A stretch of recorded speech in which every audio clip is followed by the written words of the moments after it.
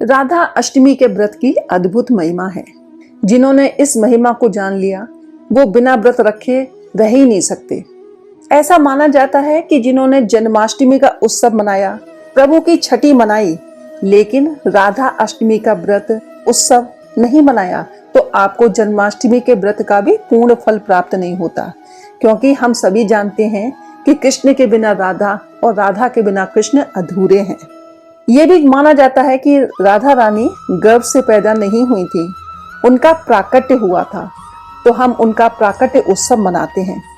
जिस दिन राधा रानी पृथ्वी लोक पर अवतरित हुई, उस दिन भादो मास की शुक्ल पक्ष की अष्टमी तिथि थी, जिसे राधा अष्टमी के नाम से जाना जाता है। बरसाने में राधा अष्टमी के दिन बड़ी धूमधाम होती है। इस बार राधा अष्टमी 11 सितंबर 2024 को मनाई जाएगी।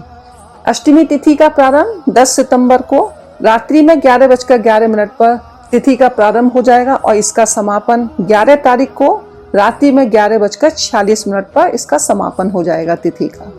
देखिए, राधा रानी का जो व्रत रखा जाता है, यानी कि राधा अष्टमी के दिन जो भी व्रत रखता है उसको इसका अद्भुत लाभ प्राप्त होता है। पद्म पुराण में राधा अष्टमी की अद्भुत महिमा बताई गई है। ब्रह्मा जी नारद जी से बता रहे हैं कि राधा अष्टमी का जो व्रत करता है उसका पुण्य प्रभाव ऐसा है कि जैसे कोई 1000 एकादशी का उपवास कर रहा हो। उसे जो पुण्य मिलेगा एकादशी करने से, उससे 100 गुना पुण्य राधा अष्टमी से मिलता है। राधा अष्टमी का व्रत मेरु पर्वत के समान कोई स्वर्ण दान करे, उससे भी 100 गुना पुण्य इसके व्रत करने से मिल जाता है। जो राधा अष्टमी का व्रत करता है उसे 1000 कन्यादान करने का फल प्राप्त होता है। राधा अष्टमी का व्रत करने से गंगा आदि पवित्र नदियों में स्नान करने का सहज ही फल प्राप्त हो जाता है। इस व्रत को अनजाने में भी कर लेने से वैकुंठ की प्राप्ति होती है।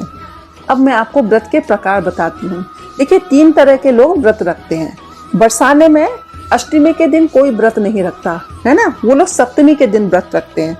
उनका ये भाव होता है कि हम अष्टमी के दिन उत्सव मनाएंगे अपनी लाडली जी का। लाडली जी अपनी अटरिया पर आएंगी, वो उस दिन नीचे आती हैं, पूरा श्रृंगार होता है उनका। अब वो श्रृंगार इतना अद्भुत होता है कि उसका शब्दों में बयान नहीं करा जा सकता। पूरे साल में राधा जी के जो चरणों के दर्शन होते हैं वो आज ही के दिन होते हैं। जिन्होंने उनके चरण कमल के दर्शन कर लिए तो समझ लो कृष्ण जी और राधा जी दोनों का आशीर्वाद प्राप्त कर लेते हैं। तो बरसाने के लोग देखिए सप्तमी के दिन व्रत रखते हैं और अष्टमी के दिन ब्रह्म मुहूर्त में राधा रानी को स्नान कराने के बाद, उनका अभिषेक कराने के बाद, उनकी पूजा अर्चना करने के बाद अपने व्रत का पारण कर लेते हैं और अष्टमी के पूरे दिन राधा जी के जन्मदिन को धूमधाम से मनाते हैं। दूसरा व्रत होता है अष्टमी तिथि के दिन, जो सूर्योदय से प्रारंभ होता है और नवमी तिथि पर इसका पारण होता है। कुछ लोग इस दिन निर्जला व्रत रखते हैं, कुछ निराहार रखते हैं, कुछ फलाहारी व्रत रखते हैं। देखिए, अन्न का सेवन इस दिन नहीं किया जाता, लेकिन जो बीमार हैं, जो अस्वस्थ हैं, जो बालक हैं, वृद्ध हैं, यदि आज के दिन व्रत धारण नहीं कर सकते तो वो भी आज के दिन सात्विक भोजन ग्रहण करें। तीसरी तरह का व्रत है कि आपने अष्टमी के दिन सूर्योदय से व्रत को आरंभ किया और जैसा कि जो समय माना जाता है राधा अष्टमी के प्राकट्य का, यानी मध्याह्न काल का, 12 बजे तक उन्होंने अपना व्रत रखा।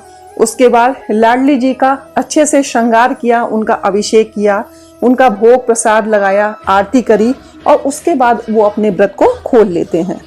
तो ये 3 तरह की विधियां हैं। जो आपको अच्छी लगे, जिसको आप सहजता से कर सकें, आप उस विधि को अपनाकर राधा अष्टमी के पर्व को धूमधाम से मना सकते हैं।